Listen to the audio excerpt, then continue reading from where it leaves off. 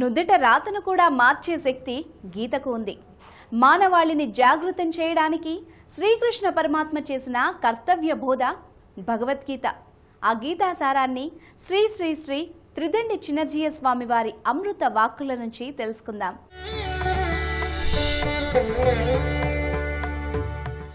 ఆపదామపహర్తారం దాతారం సర్వసంపదాం లోకాభిరామం శ్రీరామం భూయో భూయో నమామ్యహం. జయ శ్రీమన్నారాయణ. ప్రియ భగవద్బంధులారా, భగవద్గీత కర్తవ్యాన్ని మనిషికి బోధించడానికి, గమ్యాన్ని ఈ జాతికి చూపించటానికి శ్రీకృష్ణ భగవానుడు స్వయంగా ఉపదేశం చేసినటువంటి ఒక ఉత్తమ గ్రంథం. అర్జునుడు యుద్ధం చేయడానికి సంకోచిస్తాడు. బాధ్యత కలిగినటువంటి ఒక పరిపాలకుడిగా, ఒక పరిపాలక వంశానికి చెందినటువంటి వ్యక్తిగా దోషం చేసేటటువంటి వారిని దండించాలి, మంచి చేసేటటువంటి వారిని ప్రోత్సహించాలి. ఇది ఆ పరిపాలకులందరికీ కూడా కర్తవ్యం. అలాంటి ఒక అధికారం కలిగినటువంటి వ్యక్తి అయి ఉండి కూడా దానికి కావలసిన ఒక సన్నివేశం ఏర్పడినప్పటికీ, అంటే యుద్ధానికి చక్కటి రంగం సిద్ధమైంది, ఎవరు అధర్మాన్ని ఆశ్రయించి ఉన్నారో, ఎవరు ధర్మాన్ని ఆశ్రయించి ఉన్నారో రెండు పక్షాలకి కూడా యుద్ధం సిద్ధమైంది. 12 సంవత్సరాల అరణ్యవాసం, 1 సంవత్సరపు అజ్ఞాతవాసం, ఇది పూర్తయి సంధి ప్రయత్నాలు జరిగి అది చెడి యుద్ధానికి సిద్ధమైంది. అంటే ఇదేదో ఆదరాబాదరా హడావిడిపడి చేసేటటువంటి యుద్ధం కానే కాదు, రహస్యంగా చేసేది అంతకంటే కాదు. తగినటువంటి ప్రయత్నములు పూర్తిగా జరిగిన తరువాతనే ఇక ఏ రకంగానూ ఇది సజావుగా సాగే అవకాశం లేదు అనుకున్నప్పుడు మాత్రమే యుద్ధానికి రంగం సిద్ధమైంది. అర్జునుడు యుద్ధానికి సిద్ధపడి వచ్చాడు.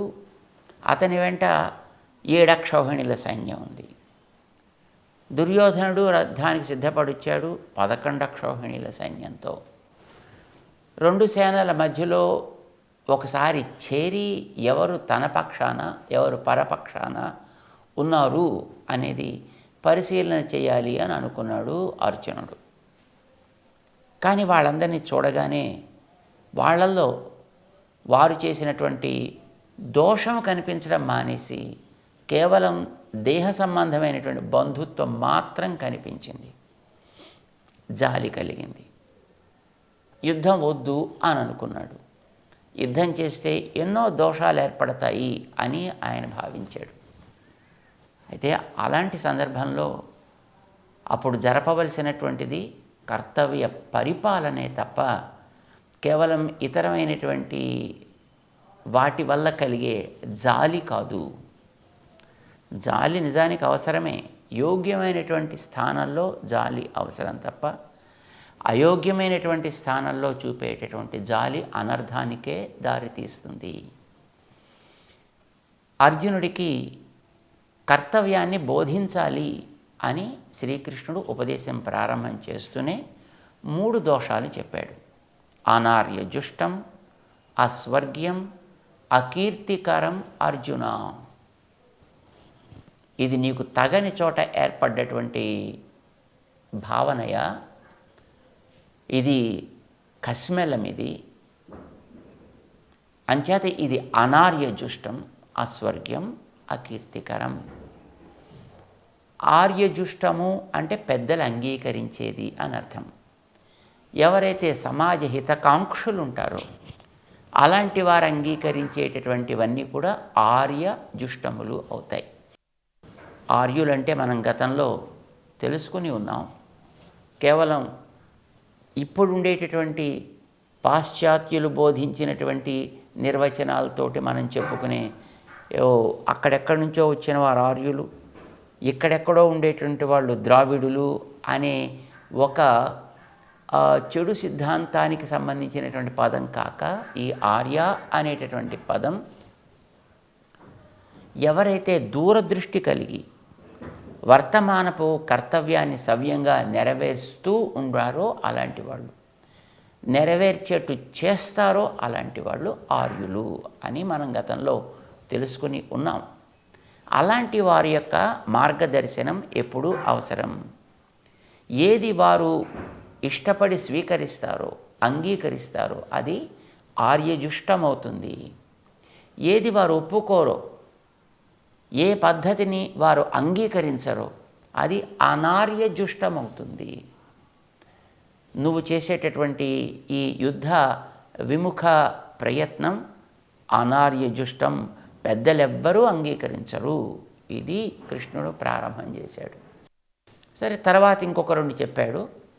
అస్వర్గీయం, నువ్వు ఈ యుద్ధం మానేస్తే నీకు స్వర్గం వస్తుందని అనుకుంటున్నావు, కానీ స్వర్గం రాదు సరికదా, నీకు ఘోర నరకమే వస్తుంది. కర్తవ్యాన్ని మానిన వాడికి లభించేటటువంటి స్థితి అది అని చెప్తాడు.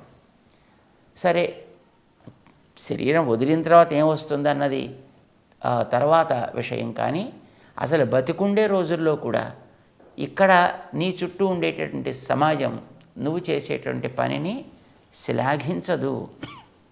అంచేది ఇక్కడ ఉండగా కూడా ఇది అకీర్తికరం. ఈ మూడు విషయాలు చెప్పాలి అని ఆరంభం చేశాడు భగవద్గీత 2వ అధ్యాయంలో.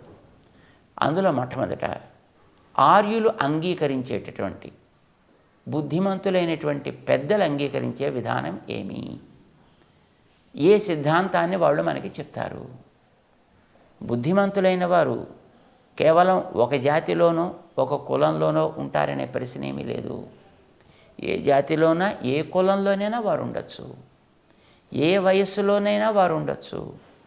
కానీ వారు యోగ్యులై మహానుభావులు చక్కటి వైదికమైనటువంటి విధానాన్ని నిరూపించగలిగే, సమాజ హితాన్ని వారు నెరవేర్చగలిగే వ్యక్తులైతే చాలు. ఏమిటి అలాంటి వారు అంగీకరించేది అనేది చెప్పడం ప్రారంభించాడు. ఇక్కడ మనం చూసేటటువంటిది దేహం అనేది ఒకటి పైన కనిపిస్తోంది, లోపల జీవుడు అనేవాడు ఒకడున్నాడు. ఇది నీకే కాదు, నాకు కాదు, కనిపించేటటువంటి వీళ్ళందరికీ కూడా అంటూ ఆరంభం చేశాడు 12వ శ్లోకంలో 2వ అధ్యాయంలో. అంటే స్పష్టంగా ఆయన దేహాలను విడదీశాడు, ఆత్మలను విడదీశాడు. ఆత్మలలో పరస్పరము తేడాలున్నాయి అని చెప్పాడు. తేడాలంటే ఆత్మలలో అనేకత్వం ఉన్నది అని నిరూపించాడు. ఆ ఆత్మలకి తను అంటే భగవానుడు అని ఎవరైతే గీతోపదేశం చేస్తున్నాడో అలాంటి పరమాత్మకి తేడా ఉన్నది, ఇది నిరూపణ చేశాడు. సరే, తనకి జీవులకి ఉండే తేడా ఏమిటి అనేది తర్వాత మనకి చెప్తాడు. 6వ అధ్యాయం దాటిన తర్వాత దానికి సంబంధించిన ప్రస్తావన చేస్తాడు. అంతవరకు ఈ ఆత్మ యొక్క స్వరూపం ఏమిటి, ఆత్మల్లో పరస్పరము ఉండేటటువంటి అనేకత్వం ఎలా ఉంటుంది, దేహానికి ఉండే లక్షణాలు ఏమిటి, దేహం ఏమవుతుంది, ఆత్మ ఏమవుతుంది, ఇవి రెండు చెప్పాలి. ఎదురుకుండా బంధువులను చూస్తున్నాడు ఆయన. ఆ చూసేటటువంటి వ్యక్తులు దేహ ఆత్మ అనే రెండింటితోటి కలిసి ఉన్నవాళ్ళు. ఇందులో దేహం అనేది ఏం చేసినా ఉండదు, అది క్రమంగా ఒకనాడు రూపొందిద్దుకుంటుంది, పెరుగుతుంది, తరుగుతుంది, క్షీణిస్తుంది.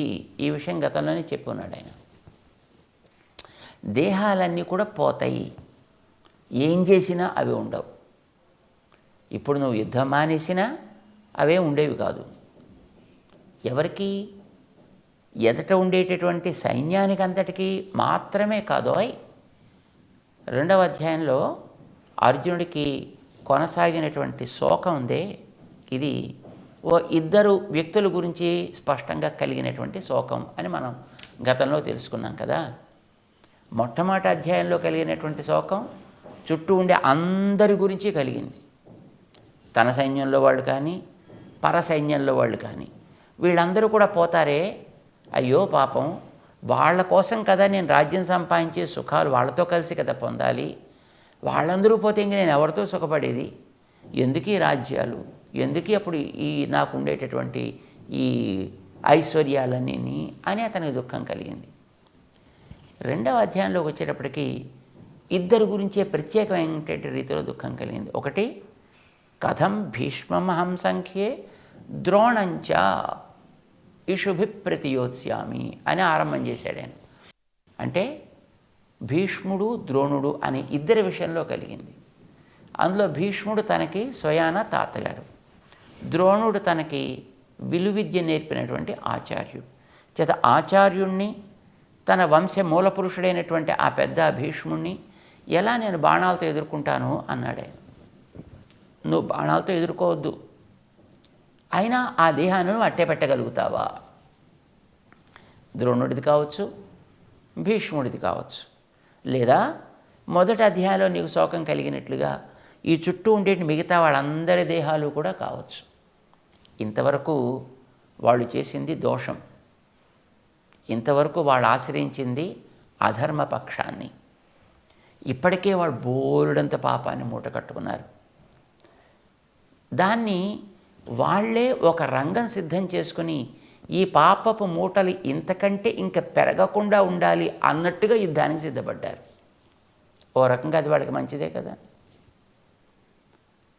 ఇప్పుడు నువ్వు లేదండి నేను యుద్ధం చేయను, వాళ్ళు హాయిగా ఉండనివ్వండి అంటే వాళ్ళు చేసేటటువంటి దోషాన్ని ఇంకా కొనసాగించడానికి నువ్వు వాళ్ళని వదిలేస్తున్నావు అన్నమాట కదా.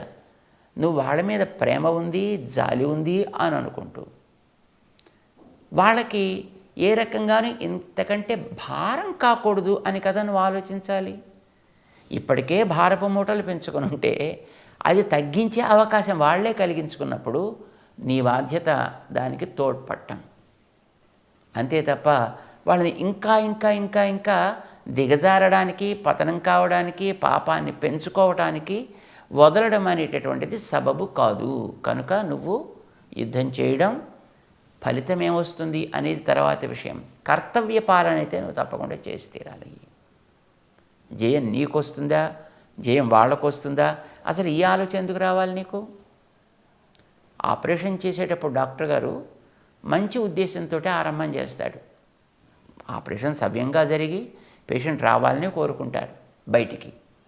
అయితే ఒక్కొక్కసారి వాడి యొక్క రాతని పట్టో వీడి రాతని పట్టో ఆ పేషెంట్ మళ్ళీ రాకుండా కూడా అయిపోతే సన్నివేశాలు అప్పుడప్పుడు జరుగుతూ ఉంటాయి. అయితే అది వైద్యుడి దోషము అని అనడానికి వీల్లేదు. వైద్యుడు చేయాల్సిన పనిని సవ్యంగా చేయాలి. ఫలితం అనేటటువంటిది తర్వాత ప్రకృతికి వదలాలి లేదా పరమాత్మకి వదలాలి. నీకేనంతే. యుద్ధం చేయడం నీ కర్తవ్యం అని అనుకున్నప్పుడు యుద్ధం చెయ్యి. జయం ఎవరికి వస్తుంది, ఏమవుతారు, ఎలా అవుతారు, అసలు ఆలోచన అవసరమే నిజానికి లేదు అని ఇంతవరకు చెప్తూ వస్తున్నాడు ఆయన. ఇప్పుడు దేహాన్ని నువ్వు ఏం చేసినా అది నిలవదు కదా, దానికోసం ఏడిపోయింది కదా. ఇక లోపల ఉండేటటువంటి ఆ ఆత్మ అని ఒకటి అన్నామే, అది నువ్వు ఏం చేసినా చావదు, కానీ దానికోసం ఏడిపోయేందుకు? ఈ ఆత్మ ఇక్కడ యుద్ధం చేసి ఒకవేళ దీంట్లోంచి కనుక విడితే అది ఇంకో చోట ఎక్కడో తన కర్మను బట్టి మరొక లాభం, మరొక దేహం ఏదో పొందుతుంది. తన మానాంతాను ఉంటుంది.